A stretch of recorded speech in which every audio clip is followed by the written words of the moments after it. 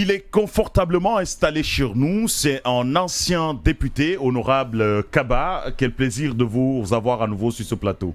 Merci infiniment de m'avoir invité. Oui, bonjour et surtout bienvenue. Alors en face de vous, on a deux polémistes qui vont vous entretenir pendant une quinzaine de minutes sur de B2B dans le processus de l'éclaircissement des sujets d'actualité qui passionnent quand même. Odilon, Alpha, vous avez l'invité en face de vous, alors à vous de lancer le débat. Monsieur le Président du parti Fidèle, bonjour. Bonjour à vous, bonjour aux co-animateurs, au personnel de la radio-télé et aux millions d'auditeurs. Tout récemment, le ministère de l'Administration du Territoire et de la Décentralisation avait envoyé une mission au niveau des partis politiques. Est-ce que vous avez reçu cette mission? Absolument, nous avons reçu la mission qui était venue chez nous, la délégation qui a pris toutes les informations nécessaires par rapport à l'existence de notre parti. Et donc je crois que nous, quand même, nous avons été satisfaits.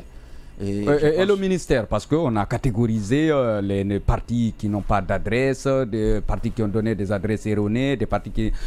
vous êtes classé, le parti Donc Fidèle? Nous sommes parmi les partis politiques qui ont été identifiés, c'est-à-dire les 80 partis politiques qui ont été identifiés et qui ont donné des informations par rapport à leur existence. Je crois que nous sommes... Est-ce que vous pensez que vous remplissez les conditions relatives à la constitution des partis politiques en Guinée? Parfaitement. Je pense qu'aucun critère objectif ne peut ébranler le parti Fidèle aujourd'hui. Nous sommes en règle franche. Mais souvent, où se trouve votre siège? À chaque fois, on nous dit que voilà, le Fidèle n'a pas de siège. Non, nous l'avons déjà. À partir du moment où nous avons reçu les facilitatrices, dans les mêmes locaux, nous avons reçu le Premier ministre. Nous avons également, tout récemment, nous avons reçu, comme vous vous rappelez tantôt, la délégation du ministère de l'Administration du Territoire et de la Décentralisation. Donc nous sommes à Bonfi, sur l'autoroute, pas loin de l'immeuble Kaba Angola. Sur l'autoroute. Alors, Monsieur le Président, actualité oblige, la CEDEAO hausse le ton, on le suppose ainsi, vis-à-vis de la Guinée, vis-à-vis de la transition. Quel est votre regard? La CEDEAO est dans son rôle. Vous savez, tout pouvoir est méchant dès qu'on le laisse faire. Il est important à des moments donnés de rappeler les gestionnaires du pouvoir, c'est-à-dire de leur montrer un peu des limites, parce qu'on peut abuser du pouvoir à tout temps. Donc la CEDEAO, je veux parler le communiqué récent de la CEDEAO, oui. Oui, mais la conférence des présidents. Donc le communiqué issu de cela qui a exercé une certaine pression sur les transitions au Mali, au Burkina et en Guinée, ils sont dans leur rôle.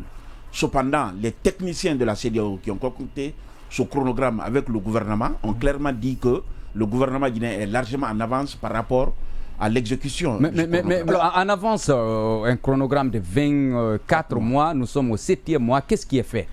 Beaucoup de choses ont été déjà faites. Par exemple notamment le cadre juridique. Vous savez, pour aller aux élections, d'abord... Il faut une constitution. Il faut une constitution. On n'en a pas. Oui, mais justement, déjà, il y a eu ce qu'on appelle le débat d'orientation. Bon, beaucoup de choses, je peux rappeler. Le débat d'orientation, la concertation nationale, les assises nationales. C'est de la parole, rien n'est écrit. Oui, mais on n'a pas un fichier électoral, on n'a pas une constitution. Je viens. Allez-y. Donc, je parle du cadre juridique. Le cadre juridique, donc déjà, il y a eu beaucoup de consultations. Donc, le législateur est suffisamment inspiré de la volonté réelle. Ce qui veut dire en 7 mois, on n'a rien fait.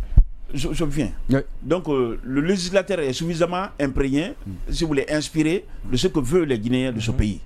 Ceci étant, aujourd'hui, la commission de loi à l'Assemblée est en train de travailler pour pouvoir nous faire un projet de loi de constitution. Et sur ce, ils nous ont promis que cela sera disponible d'ici la fin du mois de septembre.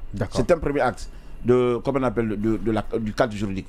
Mais aussi en ce qui concerne le recensement, comme vous vous rappelez, le recensement comment on appelle, administrative à vocation état civil, qui doit fournir le fichier électoral. Aujourd'hui, il y a une avancée considérable sur le plan, notamment du cadre juridique. Qu'est-ce qui Monsieur le Président, il y a 2 lois qu'il faut absolument, parce qu'il s'agit des données. Mais tout ça, c'est de la théorie d'abord. Non, c'est pas de la théorie. Si. Le projet de loi est déjà fait.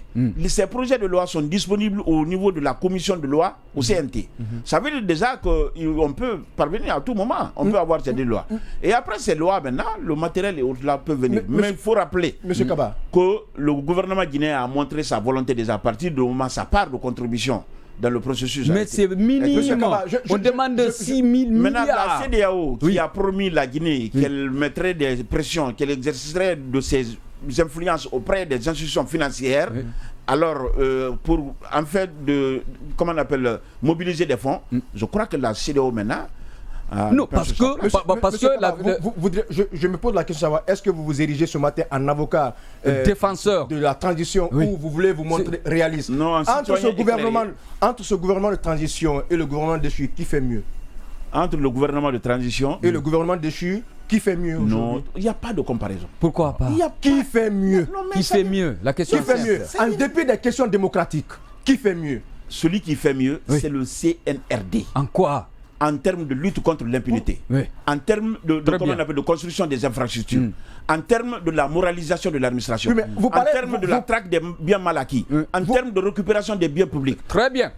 Récupération des biens mal acquis, l'ancien président de l'Assemblée nationale, Amadou Damaro Camara, a été malade jusqu'à présent. Voilà. Pas de procès, vous avez vu, tout récemment, on a dit il faut l'auditionner dans son lit de malade. Comment vous trouvez cela? Vous pensez, pour enchérir, vous pensez que on veut bien récupérer les biens mal acquis, mais derrière, il faut aussi respecter. Est-ce que les droits de l'homme sont respectés? Non, je pense que les droits de l'homme sont respectés à partir du moment... Nous sommes en Guinée, nous pouvons être tendancieux, partisans, mais nous avons une communauté qui nous observe. Plus récemment, le ministre en charge, pour revenir à votre question, en charge de la justice et des droits de l'homme, comme vous l'avez rappelé, a été couronné. Oui, mais comme le c'est important. La crédibilité de cette structure qui a décerné ce prix à... C'est une structure...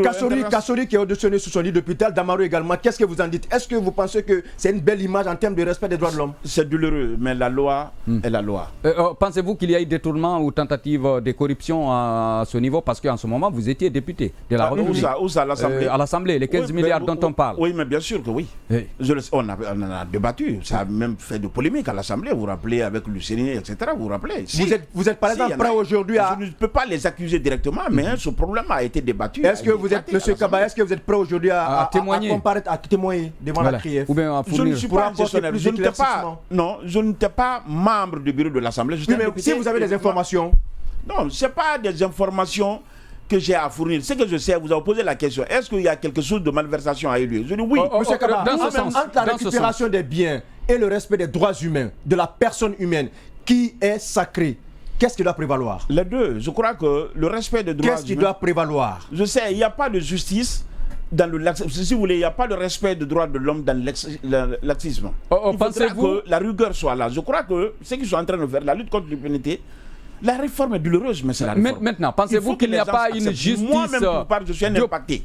J'ai été député de ce pays, j'avais des avantages que j'ai perdus. Mais ce n'est pas ce qui m'intéresse. Dans ce dossier, c'est, si vous voulez, l'intérêt du peuple. La manière dont on est en train de moraliser, il faudra que, parce que le plus important, ce n'est pas la capacité de mobilisation de ces fonds, mais l'effet dissuasif. Pour que demain, ceux qui viendront après ces gens-là auront peur de nos biens publics. Est-ce que dans ce dossier de 15 milliards, vous estimez dans ce dossier après la transition, d'aucuns acteurs de la transition pourraient répondre également devant la CRIEF? Absolument. En tout cas, je ne dirais pas... Oui, c'est ce qui est normal d'ailleurs. Quand on travaille... Donc cela suppose que tout ne va pas bien sur la transition. Pardon? Cela supposerait alors que tout ne va pas bien sur cette transition. Parce que vous estimez que... Non, aucune œuvre humaine n'est parfaite. D'accord. Revenons sur les 15 milliards. Même s'il y a la volonté au sommet, mais ceux qui exécutent, il peut y avoir des tentations, des malversations, ça peut avoir lieu. D'accord. Ça peut être tiré au clair. Maintenant, comme on a vu le cas, par exemple, du ministre, je crois que c'était du transport. Comme encore on a vu d'autres cas qui se font. Donc ça peut être maintenant comme après. Revenons dans en réalité, vous devez comprendre une chose. Allez. Moi, j'étais le directeur de campagne du président Alpha au Sénégal, Gambie, Moutane, Cap-Vert. J'ai conquis le pouvoir avec lui. Et lorsqu'on a accédé au pouvoir, à cause de l'impunité, je l'ai abandonné. Pendant 10 ans, je l'ai affronté. Raison pour laquelle il y a certains qui se demandent, le président du parti fidèle... on appelle un groupe de militaires qui est en train de moraliser, qui est en train de faire ce que j'ai toujours réclamé. Avec toute objectivité, la logique voudrait que je le soutienne.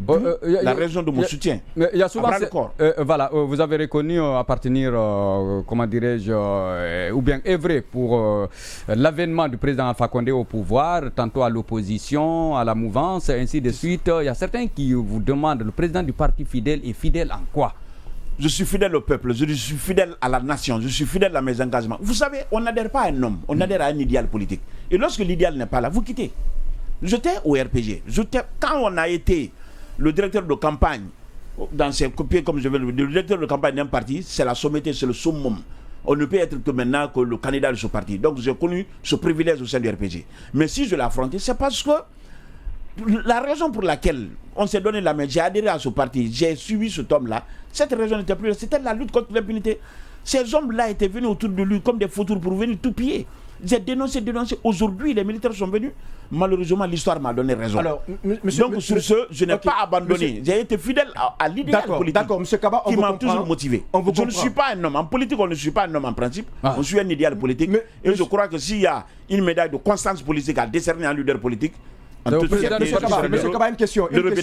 Une question. Au regard du rapport de l'IGE, le premier chef du gouvernement estime qu'il faut procéder à la permutation entre DG et DGA. Est-ce une bonne solution? Non, ce n'est pas la solution, sincèrement.